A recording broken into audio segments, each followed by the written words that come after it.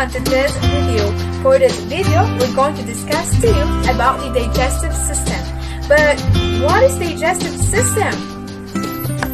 The organs of digestion change food into a simple form that can be used by the cells of the body and eliminate the waste products of the digestive process.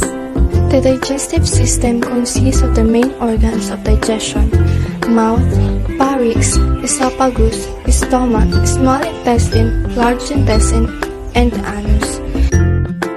The two main functions of mouth are eating and speaking.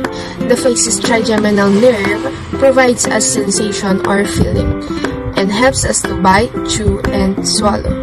The esophagus is a muscular tube connecting the pharynx to the stomach. That is the part of the upper gastrointestinal tract. It carries swallowed masses of chewed food along its length. At the inferior end of the esophagus is a muscular ring called the lower esophageal sphincter or cardiac sphincter. The function of this sphincter is to close off the end of the esophagus and trap food in the stomach. Or in other words, the esophagus is a muscular tube about 10 inches long. It begins at the pharynx or throat and runs to the cardiac sphincter of the stomach. From the esophagus, the food enters the stomach. The stomach is a large pear-shaped sac that churns and bathes food with acidic juices. The upper and lower ends of the stomach are sphincter muscles, known as the cardiac and pyloric sphincters, which contract and relax to allow the food in and out of the stomach. The churning action of the stomach physically breaks down the bolus, which is a soft mass of chewed food, into smaller pieces. Chemical digestion takes place through the action of gastric acid and enzymes produced by the stomach. The bolus now has different consistency and is referred to chyme, a thick semi-fluid mass of partially digested food and digestive secretions. The stomach then slowly releases chyme into the small intestine for further digestion and absorption. Furthermore, the stomach can expand to temporarily store food. The small intestine is a cold portion of the digestive system, about 20 feet long and 1 inch in diameter. It is divided into the duodenum, which is first 12 inches, the jejunum, which is 8 feet, and the ileum, which is 10 to 12 feet. A few inches in the duodenum is the hepatopancreatic ampulla. When we talk about that, this is the site where the pancreatic duct and the common bile duct empty their contents into the small intestine. The digestive juices in the small intestine are the following.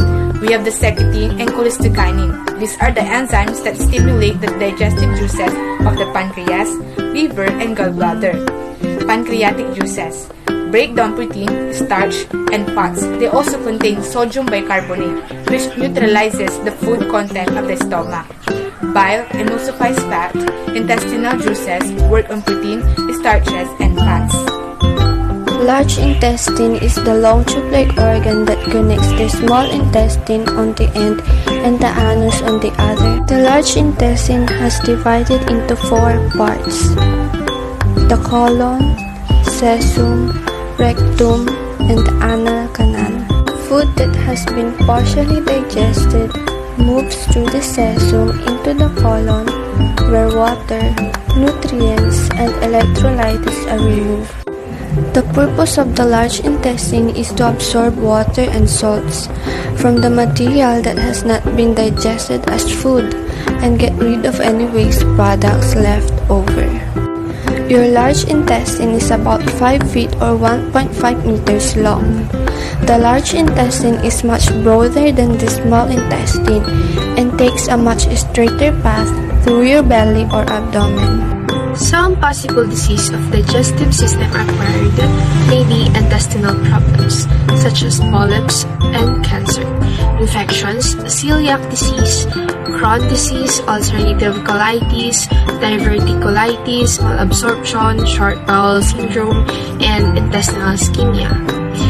And other more may be gastroesophageal reflux disease or GERD, peptic ulcer disease, and hiatal hernia.